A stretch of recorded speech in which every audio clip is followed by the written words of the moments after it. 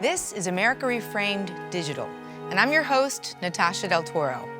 Cambodian Son is the story of Kosal Kiev, an exiled poet living in Cambodia, banned for life from the United States, who uses his painful past as inspiration for his work. Feel me. I write for inner city street kids, struggling to find their place in the world too concerned with race. I write for the moms and pop shops, struggling to stay atop because the dope boys got the block unlocked. Filmmaker Masahiro Sugano is here to talk about this journey with Kosal. Welcome. Thank you. How did you decide to make a film about Kosal? Well, I didn't really decide. I was forced into it. I wanted to do another documentary about his dark past to liberation through poetry, which happens to be on pbs.org right now in 4 short episodes. It's called Verses in Exile. And then London came by, invited him to take a part in London Cultural Olympiad in 2012 for him to represent Cambodia as poet. By that time, he had been there less than 1 year after deportation from the US. So everybody forced me to like, man, you gotta do documentary on this guy right now for this event, once in his lifetime. And you guys became very good friends, right? As you were making the film, you became close. How did you balance your personal your personal relationship with the filmmaking?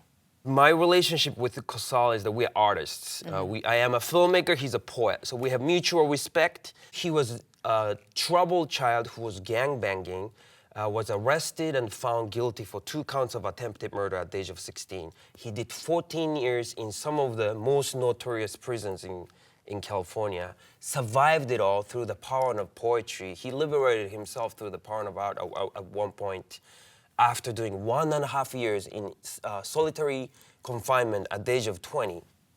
There is a temperament that comes with both sides of it. I couldn't really tell which one comes from which side. And so sometimes it's difficult to deal with him. How do you deal with a subject that's that's dealing with trauma?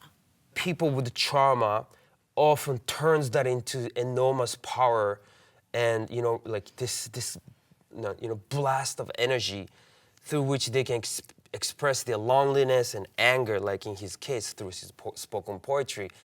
And you roll to your side so that tear goes unnoticed from the eyes who deems it a weakness of those who can't cry. So here it is, all your whys and what is, what should have been, what should have happened, what your life's supposed to be. If you never ran the streets, you was told to ease up on that gun clapping, but the money and fame was too enticing. Life behind bars wasn't that frightening, so your eyes were sighted on the fast life, the lights and glamour, but then it all came crashing down like a hammer. We hide our sadness, loneliness. But he has all that, and mixed with trauma, it's cooking up.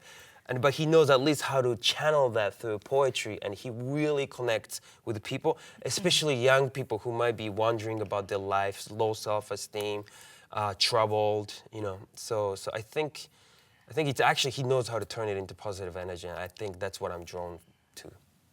I'm swimming through butterflies, because your eyes remind me of sunlight. Reflected moonbeams filled with dreams of sunshine. See a surfer search purpose, so worth is 9 times eternity. Earth merged with dirt, she's worthy of love. Pure joy.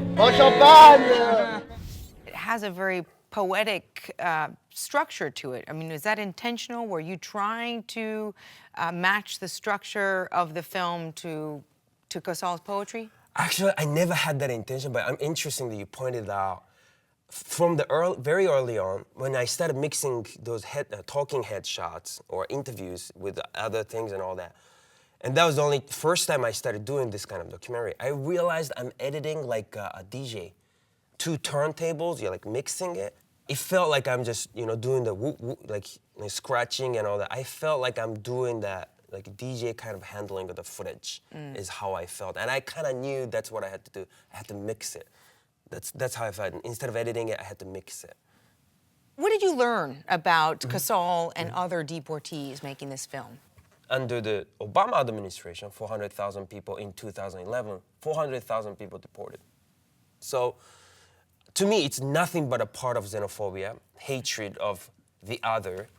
I think it's like this long unaddressed issues about racial tensions and, all that stuff that has come out and then ended up being this predicament called deportation. I hope the viewers can find a human being with flaws, with strength, still broken, institutionalized with PTSD. He's still hoping and trying to really claim his own life without confinement or oppression, his own freedom and his own happiness. And at that point, like, we're not that different from anybody. This guy might not be perfect, but I can relate to that. I can relate to the pain. I can relate to the anger. He's not a criminal alien with 20 legs and sucking people's bone marrow. He's a human being. What do you hope viewers are going to take away from this film? I hope people can watch this film and walk away feeling like they could care a little bit about somebody that they never thought they could care. And that's when we actually feel happy, when we find that expansion of our heart within ourselves.